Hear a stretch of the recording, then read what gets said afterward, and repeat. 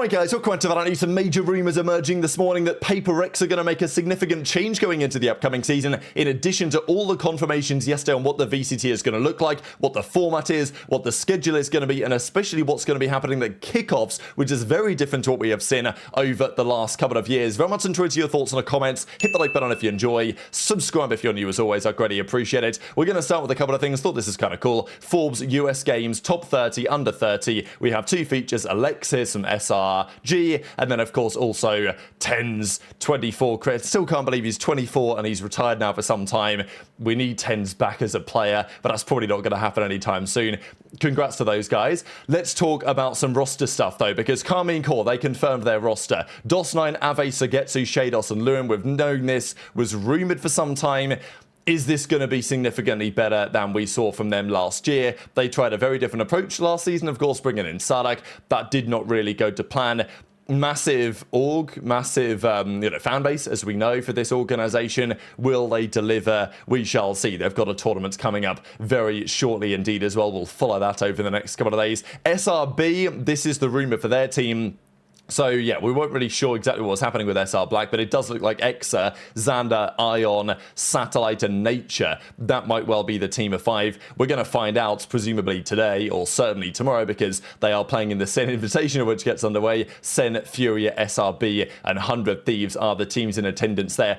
There have been some interesting developments on what's going to happen in the VCT, because as I'll show you guys in a second, actually I'll show you guys now, these are the official VCT teams for next season. We know them in the Americas, we know them in the MEA, the teams that have been promoted. Of course, there's been a bit of drama about ULF Esports we've discussed over these last few days, but Envy getting the Ascension spot in the Americas. China, we know what's been going on there with DRG making their way back in the ends. But in the Pacific, we do still have a to-be-determined organization. We know that SLV Xiongnan, they made it through. Red Force, they made it back in as well, Nongshim Red Force. But one of the organizations is to be determined because there is no more Tannen Esports in the Pacific. So who's it going to be? There was a rumor that they want an organization to represent the Thai scene, and probably in an ideal world, simply sign the players that were playing for Tannen, because otherwise it feels a little bit unfair for them. So the rumor is that Boom Esports was going to get the spot. They were certainly on the radar for the spot. There are a couple of teams in consideration, really. Full Sense have got the Thai thing. Boom Esports don't, but they do have some decent track record because they came in semi-similar circumstances last year when Bleed also got replaced. But then there was an interesting tweet that came out of the founder and the CEO of Boom, and if you translate this, it basically says, "Allo, why do you hate me so much?" is the translation from the Thai. So it looks like then maybe that's not going to happen, and then the latest rumor is that it's going to go to that Buriram United team, and they have, a lot of Thai background, and they may just sign the full Tannen roster. So that's the current rumor as that one stands. The other, though, major development, which has happened just before I was really about to record this video, was this. Because we thought to some degree Rostermania might well have been done quite a while ago now. It feels like G2 got rid of Jonah P. Still very unclear what happens next on that front, where he's going to go, if anywhere. What's going to happen with Demon 1? What's going to happen with Ye? We still don't know the answers to these questions, but we apparently now know that PRX were not happy with their team entirely, and they're going to get rid of PatMen. So according to this article here from Sheep Esports today, from Tanmei, according to sources close to PRX, or closer to Sheep Esports,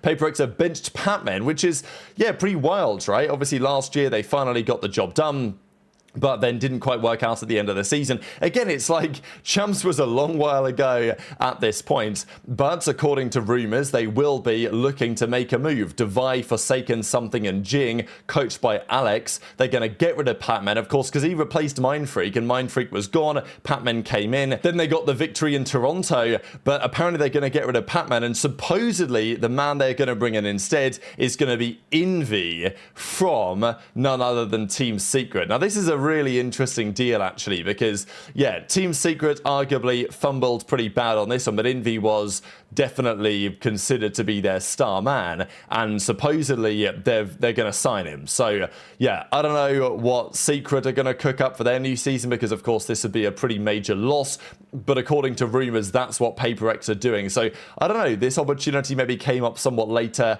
than expected. Maybe PatMen can still stay around on the bench on that team. I don't think that would be a bad idea either, because they did recently, I believe, get rid of Mindfreak, but apparently that is going to be the roster with no PatMen and Envy instead. So, yeah, pretty big changes kind of out of nowhere, really, to see PaperX blow it up in this way before the new season. But you can understand why, if they don't feel like they were good enough going into the new year, they were looking to make some changes. This is one which you can certainly justify. So excited to see how they get on and whether this gets confirmed in the coming days. The other thing that's been going on, of course, is the Soup Valorant League. We saw T1 eventually get the 2-0 win against Zeta. They will play Fnatic tomorrow, very early in the morning my time. This is, though, very interesting. Songnam just took down DRX 2-0, and this is the Songnam team, of course, that's made it through Ascension for next year. The Koreans are definitely cooking right now, but DRX going down in this way 2-0. The Sunset was 13-9, and then the Pearl on DRX's pick 13-8. That's definitely an interesting one to keep an eye on. The other match, of course, is RRQ versus Gen.G. We know that RRQ do like playing against the Korean teams. Currently, they're up 12-10 on the Haven. That was Gen.G's pick, map 1. So an exciting tournament for sure so far. And we've got our first kind of upset of the tournament, really. We'll see if DRX can fight their way back to 5th, 6th. That would not be much of a surprise.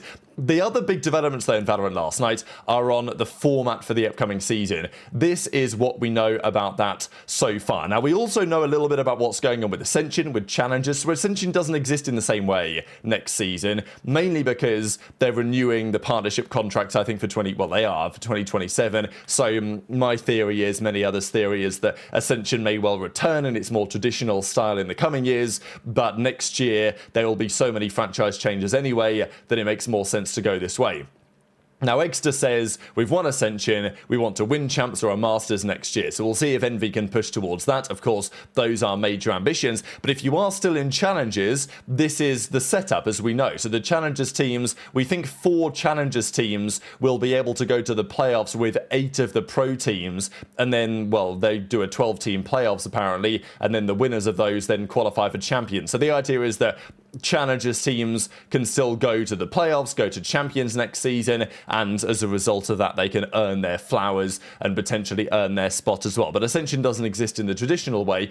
The major changes, though, that we were announced yesterday were, well, mainly around the kickoffs. These are the major events. We have the dates for them at Masters Santiago, 28th of Feb to the 15th of March, then Masters London to the 6th of June until the 21st of June. Champions will be in Shanghai for pretty much a month, from the 21st of September to the 18th of October. And this is the full VCT schedule. So the kickoffs happen January to February, from the 15th of Jan to the 15th of Feb. They vary start date by region, but effectively the first month. Then we know that Masters Santiago in April, actually the 31st of March, everything gets underway with the official matches for Stage 1. Then we have the Stage 1 playoffs, then Masters London, then Stage 2, then the season finals that then gets us into Champions and Game Changers after that. Now, of course, notably on this, you will find there is no space in June, July, August. Now, of course, this year we had the Esports World Cup. Now, there have been a lot of questions on whether the World Cup is going to continue. This was actually what Leah Farrier said. This is quite a few months ago now, but this is like 6 months ago, I think. Leah Farrier said that EWC will not be part of Riot's VCT circuit. Now, of course, well, is it officially a part of their circuit anyway, or is it an EWC competition? I think that would be the caveats here, because it would be a bit of a surprise to me if there is no EWC. It doesn't look like there is going to be space for it. It's possible that they still find space for it, and the organizations would want to go to the World Cup. They absolutely would. But in Valorant, they get supported well by Riot regardless, so I don't think it's so much of a big deal as it is in other esports.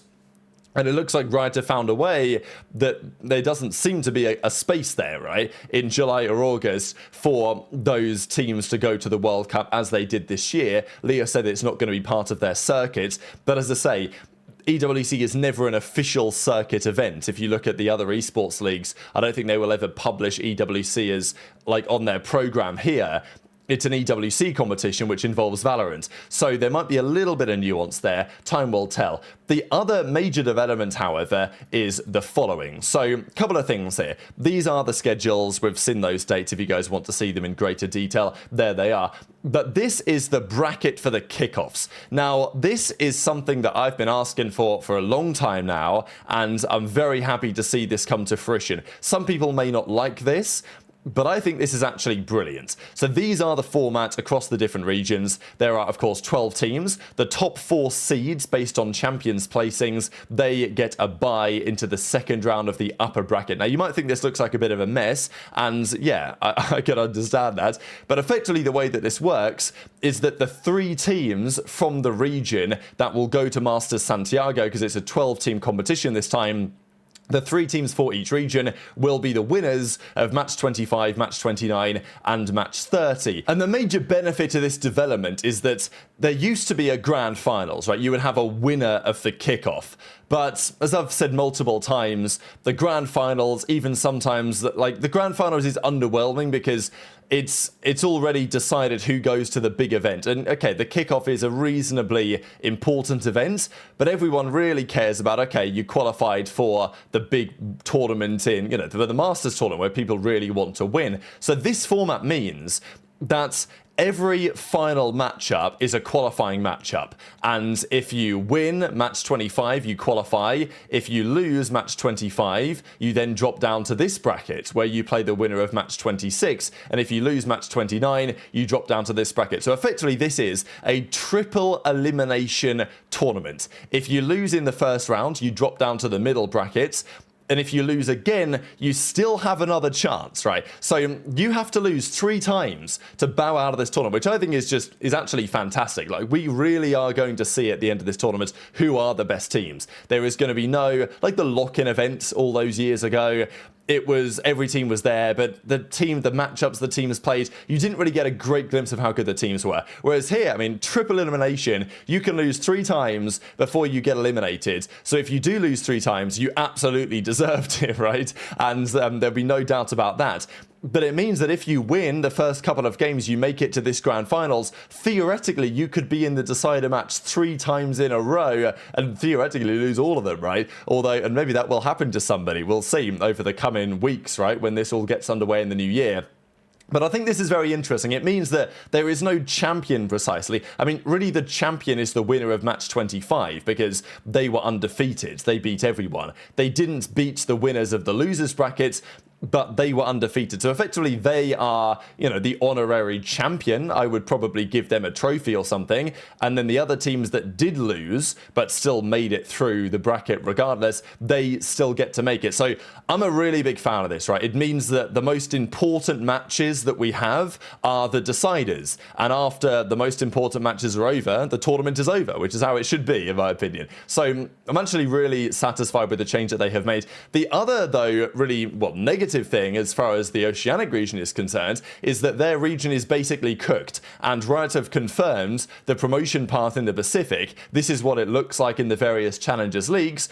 But as you can tell, in the Challengers leagues, there is no Oceania, right? So they're just not bothering this year. They've given up on that. And the OCE Premier winner is going to make path to champions instead. But Challengers Oceania is just done. And this has been, a big debate, really, because it's not been a particularly strong region. But the argument might be, well, okay, maybe Riot should invest. Maybe Riot could find other ways to promote and support that scene. Whereas instead, the answer for Oceania is just to delete it. So, there's been a lot of talk, really, from Riot about, we need to ensure the representation of the various countries. For example, the Talon drama that we discussed, we want to ensure that the Thai region still gets their representation. Well, apparently for Oceania that doesn't really apply. So very much enjoyed your thoughts on all of this stuff in the comment section below. Hit the like button if you enjoyed, subscribe if you're new, take care, and I'll see you next time.